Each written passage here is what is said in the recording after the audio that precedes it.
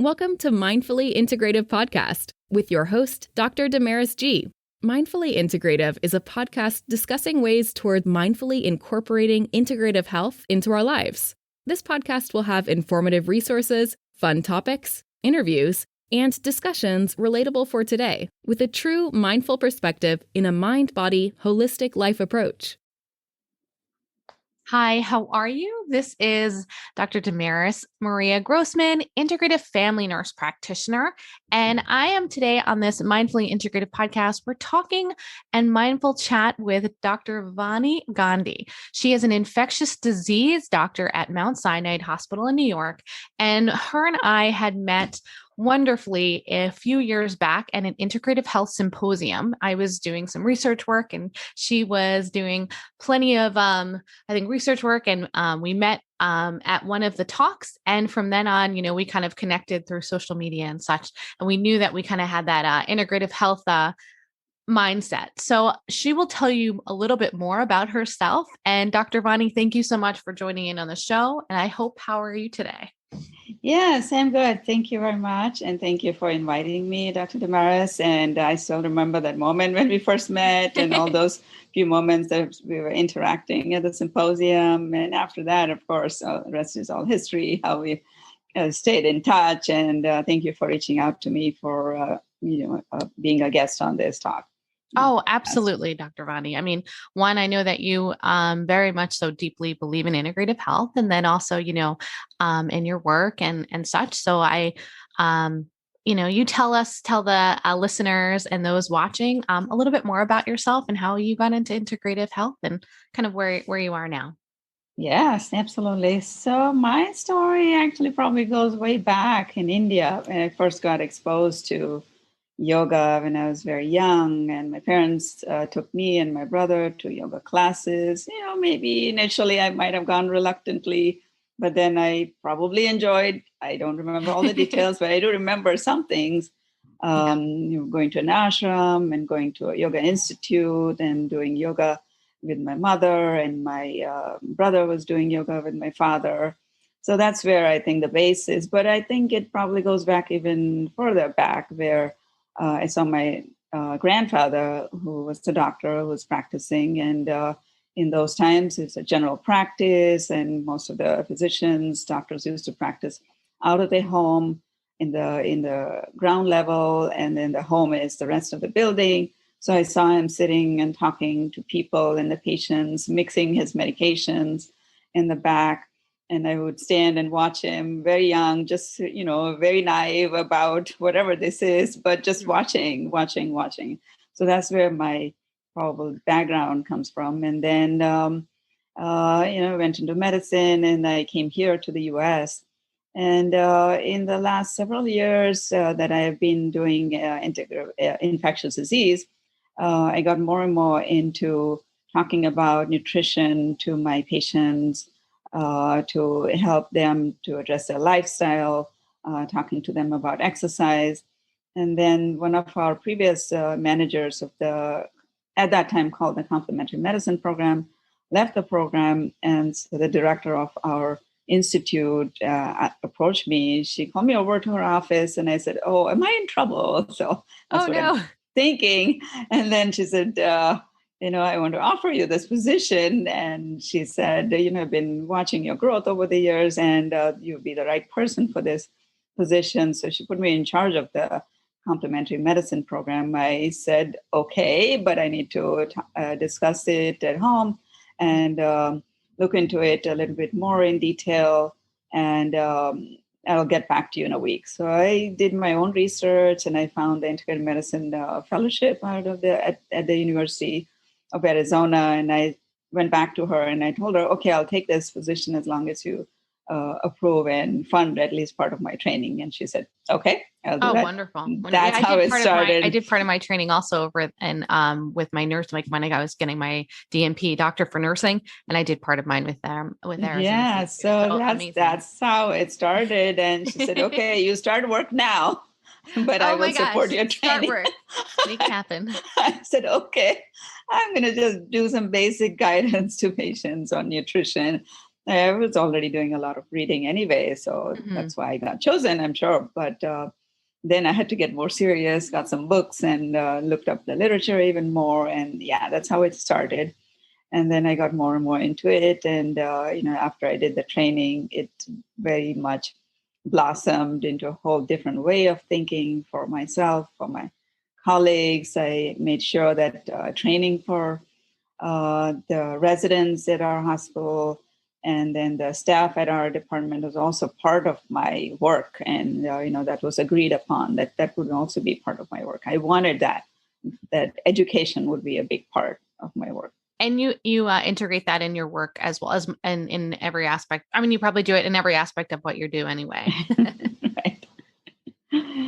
Yeah. So that's how it started. And it's a whole different story now, but that's where the beginnings are. That's where the beginnings are. Oh no. So how, like, in reference to, like, did you go through a lot of struggles? I mean, I know this past year, COVID, of course, has been a big struggle that has helped you even grow more with, not even just integrative, but that has kind of been inspiring through your medical and, career. Yeah. So, there have been a lot of struggles over the years and, going to medical school itself is a struggle. Doing my residency and infectious disease fellowship is a struggle. It's tough. That's challenging. We know it's tough, but we get a lot out of it. We learn a lot in terms of the knowledge and the experience, but also as a person, we learn how to, be with people and be able to manage everything about the person. And in the last year, there's been tons of other struggles, seeing my patients suffer from the consequences of COVID. Thankfully, none of my close family were sick, but some extended family friends and other people did get sick. And, I was the go-to person for some months from my family side, my own colleagues from my medical school, who are all either assistant professor or associate professor of medicine, either in the US or other parts. Suddenly I became the go-to person, even though they are very advanced in their training and experience, but because I'm an infectious disease doctor, and especially also now. Probably because of integrative medicine too, they were asking me questions, is there something else that could be done? And most of the time I could be able to, talk to them and guide them and, help them. Yeah, and then, in the hospital, I saw, a lot of challenging situations with patients, other workers, other healthcare workers, nurses, other professionals going through so much, in their day-to-day and in their life, in their personal life, family life has really been affected really severely for some people I know. Yeah, it is such a struggle. I mean, I don't go into great detail now, but I had my dad pass from COVID and dementia last year. And I've had a number of people in the no, it's okay. No, I'm saying, and it's not just my story, but you have been faced with so many people's story this past year, and you've had to find ways people want to connect with you, probably ask you questions upon questions about the infection, the disease itself. And then is there other ways to help? And, do people want things to, like, where people are asking you questions on, like, what can I take? What can I do? Yeah, they all wanted to know, can I take XYZ supplement? Will this help me? Will that help me? I would say, I don't know. This is new. Most of the time I would say, I don't know. Yeah, there are a lot of I don't knows. Yeah, there's so much research. Like, I just even read another research article about XYZ on the milligrams of, I don't think it was Crucerin or Cucurin, turmeric. And I was just looking, I'm like, oh, is this one right? And so someone had asked me that. I'm like, I have to look back, and I don't think we don't have enough research on it yet. Yes. We're still working in that direction. Was there, and a very fun question, is there something that people don't know about you that you want to share? Oh, yes. That is a very interesting one. There are a lot of things like that, but one was coming to my mind within the last few days. I was saying to my daughter, she knows it, of course, but most people don't know I met Indira Gandhi. Really? Oh my gosh. Yes. Were you practicing? No. I was very small. Oh, you're very small. Oh my gosh. I was probably in my teens. And That's amazing. my father and mother both were very into community service. So they were What were leaders in their local organization in Mumbai. And so as part of that, they were touring places, going to conferences and meetings and so on. So one of the time it was, we were going to the north. And so they said, okay, we should go and meet Indira Gandhi. Oh my Well, of course, gosh, I'm the not going to say peaceful anything. warrior I'm at too heart. small. And you're Yes. Gandhi too, your last name, you know? Yes. So I have a picture with her, and it's just so fascinating to see that now, after all these years. At that time, I was like, Wow. okay, I just met somebody who was the prime minister, but okay. I know, but that's so amazing. Like, Yes. wow. And then now you kind of take back, it's like, that is pretty cool. Yeah, that's like that's definitely, you got to put that in the books for and have you had, I mean, well, let's go to like inspiring. Were there people through your career, even in integrative health, and that have kind of helped you along the way, or even just an inspiring quote, maybe even a book? Yeah, so there have been many points where I can say I've been inspired. My grandfather, as I was saying, who was a practicing doctor, he was a physician who was titled, I think he received the title captain because he did some work through the World War II. And so, I would see that captain on the board at the door, and it's, oh, this is great. Not knowing exactly what it meant, but this is something good. Yeah. So then I would see his practice. So that was one of the inspiring. So he was like a military moments. doctor? You could say it that way, but not really, because he probably went one time to do some work. But he received the title. But even other than that, he was the chairperson of the president of the Tamil Nadu, which is the state where he was practicing, Tamil Nadu Medical Association. So he was, leader in many ways within the state and country. Then later on, my mom is a major inspiring woman. Oh. She worked all her life, and I would see her go to work every day, pack us up, the kids, me and my brother, and then go to work. Sometimes I used to go to hang out in her office, and I would see she would be administrative level and have several people under her. Oh, wow. And, direct that office. And yeah, so she's still, in India, she's still my major inspiration as a woman and a leader. Leader. Oh, she still you're a leader. Drive a car and go to work. And there was a time that she had brought in life insurance to the police officers in Mumbai. Mm-hmm. And so a lot of the police officers in the city used to know her. So when she would drive, they would salute her. So it was amazing to see all that. Wow. And of course, it was tough life being a working woman and all of that. And, there are some negatives to that too, because she's not home all the time. But, there were a lot of positives there. So, so during my childhood, it's my grandfather and my mother. And then later on, it's my daughter now in my personal life. I think my daughter is a major inspiration.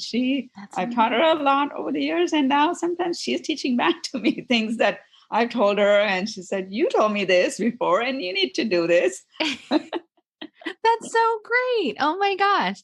Like, it's kind of like that full circle. I guess now that I'm a new mom, I go, I hope that I, in green and hope, more happiness and love. And I guess that's kind of where we always think about like that, just, bringing out love as much as we can and positive thinking to these little ones. And and then inspire her. Right. Inspires you. Absolutely. You inspire her. She's constantly telling me something which I might have told her before. Yeah. So, and then in professional life, there have been many leaders. I remember over the years, one of the main ones who stands out here in U.S. is the first professor who I met, Dr. Janet Shapiro. She's an intensive care unit doctor, still practicing here. I met her on the first day when I came in to work as an intern.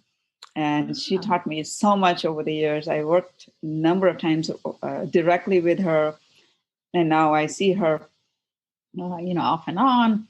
Mhm. Or she might send me an email and say, "Oh, I'm so happy that you're doing so well," or, something nice. She'll Oh, say something positive. So that's her. And then in the integrative medicine field, Dr. Andrew Weil is a major inspiration. And Dr. Tirona Lowdog is a major, major inspiration. She's who is our that? I don't think I knew that. Who's that? Dr. Lowdog. Yes, she's a herbalist, MD, Okay. and she was a major faculty at the University of Arizona. Now she has Okay. left that position, Okay. but she was very major Very major in in that. that faculty I at the probably have read University her of work and I Arizona. just probably didn't You realize have it. definitely. She has multiple books in publication. I could probably send you some of the Oh, sure. covers which I have. So she's been one of the major inspiring women and leaders and doctors in my work in integrative medicine. And I have many colleagues also constantly inspire me, but these are the people who really stand out. Oh, that's amazing. I mean, through the time that you've been working and now that you kind of are, especially this past year, having to implement, is there like something that you can maybe tell the listeners or those watching a little mindful thought or way that you kind of helped or implemented with, not necessarily patients, but in your life to kind of get you through, especially like during those tough times?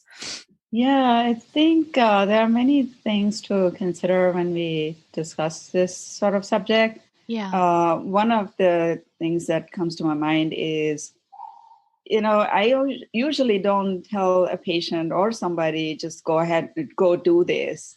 Mhm. I model it most of the time. I'll say, okay, this is what I do.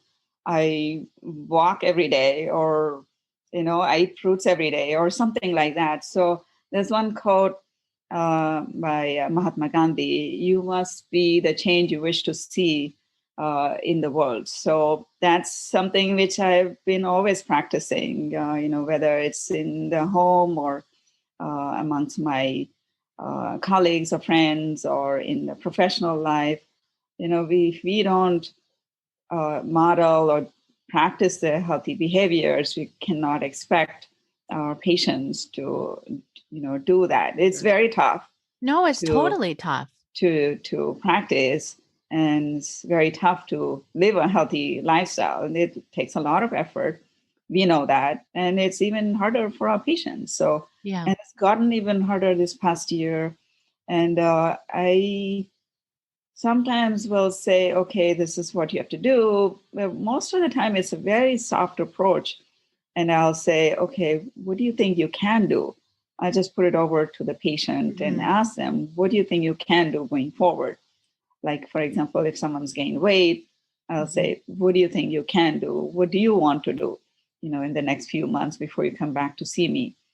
And then, is it only regarding weight? No, it's about everything else. Yeah. All of our lives have been scattered in the last year. Things have changed. We don't get together the same way. People are more isolated. So it's very different. So we cannot be harsh on ourselves, and we cannot be harsh on On anybody them. else around us. Yeah. No, I love that fact. I appreciate the fact of you saying like you practice what you preach. I also, like I'm very much about if I'm not doing it, I'm not going to expect others to do, I'm definitely in that aspect. The other aspect of just realize kind of meeting where they are. Like right now, it's a very difficult time. And I call them small wins. Like Mm, if you, like you're saying, for one of them to lose weight, what's part of that? Like the connection that they're losing, the mm, mental health aspects that have gone on.